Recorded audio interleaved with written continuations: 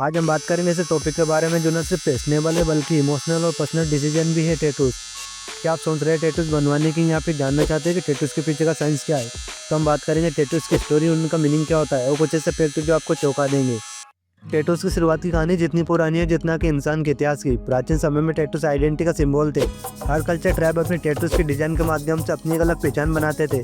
Tattoo सिर्फ पहचान का नहीं बल्कि एक स्पिरिचुअल कनेक्शन का भी सिंबल है। हर डिजाइन के पीछे एक डेवोलेशन स्टोरी होती है। ओम जो ब्रह्मांड और शांति का प्रतीक है, मल्ला जो मेडिटेशन को दर्शाते हैं। टैटूज के कल्चर में सोशल स्टेटस और रोल दिखाने के लिए भी यूज होते हैं।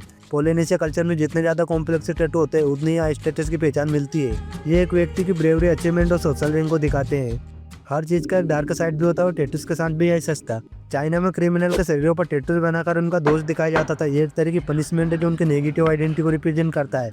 हर टैटू एक यूनिक स्टोरी बताता है। किसी के लिए स्टे का रिप्रेजेंट करता है तो किसी के लिए प्यार और फैमिली का प्रतीक होता है। लेकिन टैटू बनवाने से पहले सोचना जरूरी है। एक रिसर्च के मुताबिक 75% लोग अपने पहले टैटू को रिग्रेट करते हैं। इसके 2-3 कारण हो सकते हैं। जब किसी एक्सपीरियंस या प्रोफेशनल आर्टिस्ट के पास जाते हैं तो टैटूज की क्वालिटी खराब हो सकती है। ये भी रिग्रेट का एक बड़ा कारण है। पहले टैटू अक्सर किसी इमोशनल वजह से बनाया जाता है, जैसे कि रिलेशनशिप का सिंबल या स्पेसिफिक मेमोरी के लिए। अगर रिलेशनशिप खत्म हो जाए, उनका व्यू उस मेमोरी के बारे में बदल जाए तो रिग्रेट होता है।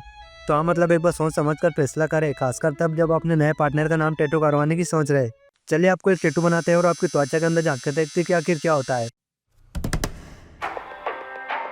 आपकी और हमारी स्किन को बहुत बड़ी बड़ी चुनौतियों का सामना करना पड़ता है। यह हमारी बॉडी का सबसे बाहरी हिस्सा है। हमारी चमड़ी बाहरी वातावरण के संपर्क में सबसे पहले आती है। कार्बन माइक्रोस्कोप से गंदे कीड़े कई हानिकारक चीजों को हमारे शरीर में घुसने से रोकना इसका काम है। लेकिन हमारी स्किन को लगातार नुकसान होता रहता है क्योंकि हम रोजाना कुछ न कुछ करते रहते हैं। लेकिन हमारे शरीर ने इस समस्या का समाधान इस तरह किया कि हमारी चमड़ी का मौत का कानूनी बेल्ट बना दिया।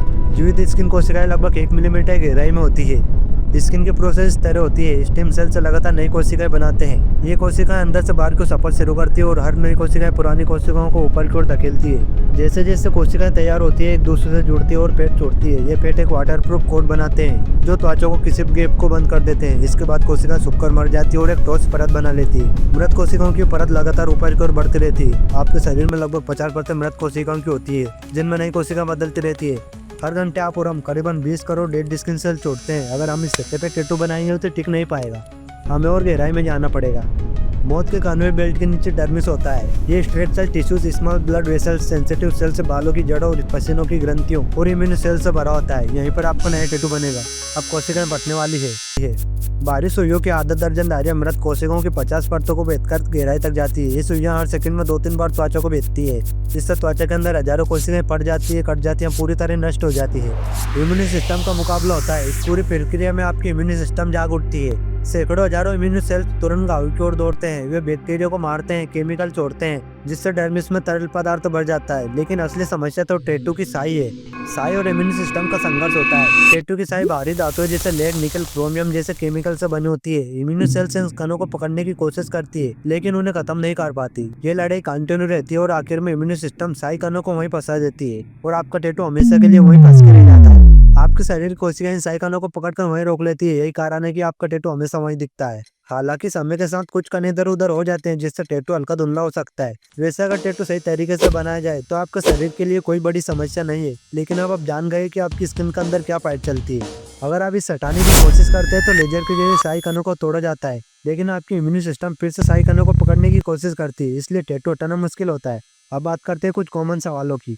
टैटू दर्द करता है? हाँ, लेकिन हर इंसान की दर्द सहनशीलता पर डिपेंड करता है।